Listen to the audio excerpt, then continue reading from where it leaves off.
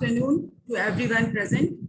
First of all, I would like to thank Dr. Praveen for inviting me to present my work entitled Physicochemical Studies on Albumin Isolated from Sera of Systemic Lupus Erythematosus Patients. Systemic lupus erythematosus is an inflammatory autoimmune disease. It may affect several organs of the body, such as kidneys, skin, joints, nervous system, blood cells, blood vessels. The disease is characterized by the presence of flares of autoantibodies,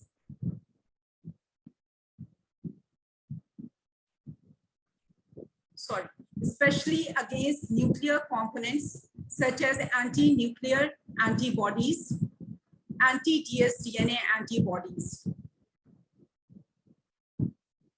Specific cause of SLE induction is unknown. Multiple factors may be involved in the development of disease, and some of them I have listed here, like genetic, epigenetic, ethnic, immunoregulatory, hormonal, and environmental factors. All these factors have been implicated in the SLE disease pathogenesis.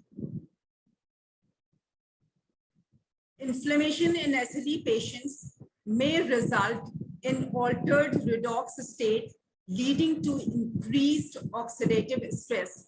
Normally, there is a balance between the antioxidant and the reactive species. When this balance goes in favor of the generation of reactive oxygen species, the condition is known as oxidative stress.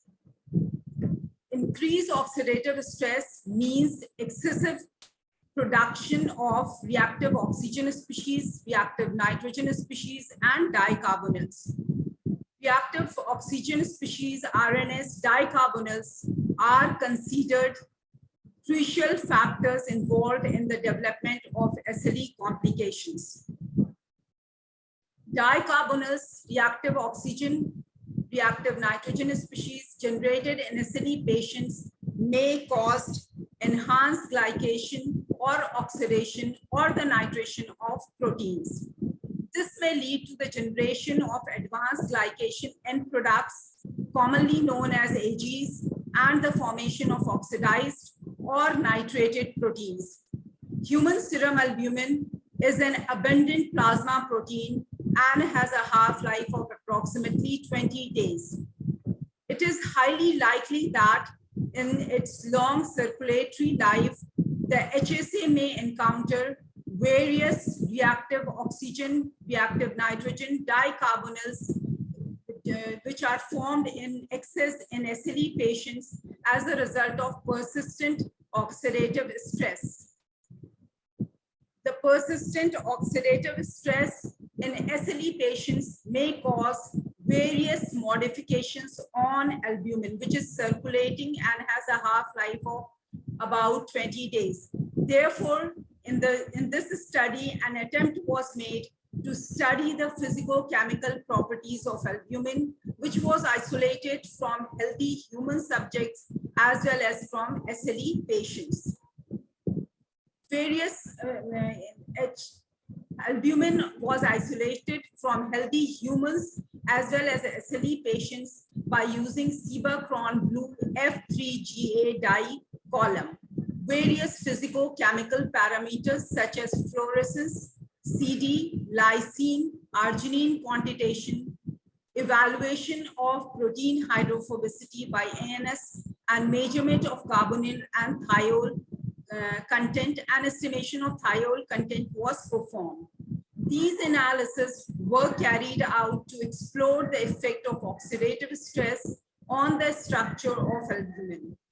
MALDI-TOF was used to evaluate the changes in the mass of albumin, which was isolated from healthy human subjects as well as from SLE patients.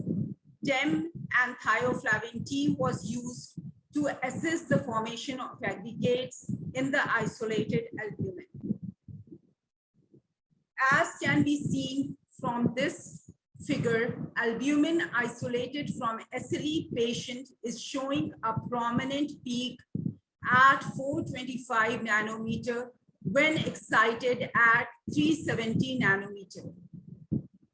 This substantial increase of 57.83% at 425 nanometer in albumin isolated from SLE patients suggests generation of fluorogenic AGs. Here the samples were excited at 275 nanometer, which is the excitation wavelength of tyrosine, and the purpose is to elucidate the changes in the tyrosine residues. As can be seen from the fluorescence intensity, as can be seen from this graph, the fluorescence intensity is significantly lower, approximately 47.26%, thus confirming the effect of oxidative stress on tyrosine residues of the albumin which was isolated from SLE patients. Similarly, samples were excited at 295 nanometer, and this is the excitation wavelength for tryptophan residue.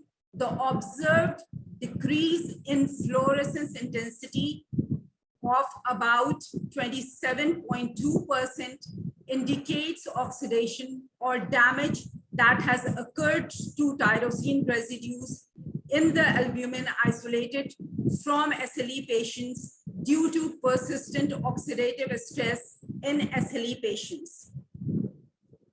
FAR UVCD is chiefly used to study the secondary structure of proteins. Albumin isolated from healthy human subjects is showing two negative peaks centered at 208 and 222 nanometer and a positive peak at 192 nanometer. These are the characteristics of a protein with alpha helical structure. Albumin isolated from healthy subjects possess 67.6% alpha helicity, but the alpha helicity of SLE albumin was only 11.1%. Moreover, both the negative peaks and the positive peaks in the case of albumin isolated from SLE patients got diminished, suggesting secondary structural changes in the albumin which was isolated from SLE patients. 1-aninolone naphthalene 8-sulfonic acid is frequently used dye to elucidate the effective protein hydrophobicity. As visible from the figure, there is 44.4% decrease in fluorescence intensity in albumin which was isolated from SLE patients, thus suggesting decreased availability of hydrophobic patches for the dye, thus further suggestive of structural changes in albumin that was obtained from SLE patients. TNPS was used to assess the effect of oxidative stress on the content of epsilon amino group of lysine residues. As can be seen, there is substantial decline in the level of epsilon amino group of lysine residues in albumin isolated from SLE patients, suggesting some sort of modification is occurring in the side chain of lysine residue. Stress-induced changes in the guanidino group of arginine residue was assessed by Sakaguchi method. Decrease in the level of free guanidino group of arginine residues in albumin isolated from SLE patients is again suggestive of arginine side chain modification. Sulfhydryl group or the SH group of proteins or glutathione in plasma represents an important barrier against oxidative stress. Thiols play an important role in maintaining the appropriate oxidation or the redox state of the proteins. There is pronounced decrease in the thiol group in albumin isolated from SLE patients, suggests that oxidative stress in SLE patient is able to shift the redox equilibrium towards oxidation. Protein carbonyls are called markers of overall protein oxidation as they are formed very early in a stress situation and are a result of action of wide range of oxidants. Protein carbonyls are produced by the oxidation of side chain of lysine, arginine, proline, and threonine residues. In our study, there is 84.9% increase in protein-bound carbonyls in albumin isolated from SLE patients that reflects increased rate of reactive oxygen species generation. Utility of MALDI-TOF lies in its ability to provide highly accurate molecular mass of an intact molecule. MALDI-TOF was used to evaluate the attachment of groups to albumin.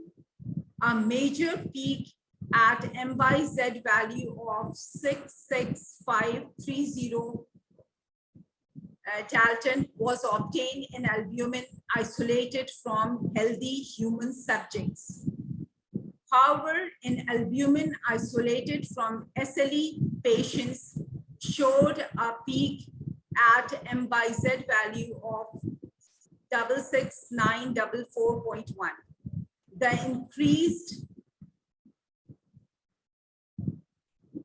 increased mass of about 414.51 Daltons signifies the adduction of groups to the albumin, which was isolated from SLE patients. However, such adduction is not seen in the case of albumin, which was isolated from healthy human subjects. This figure is showing the aggregate formation in the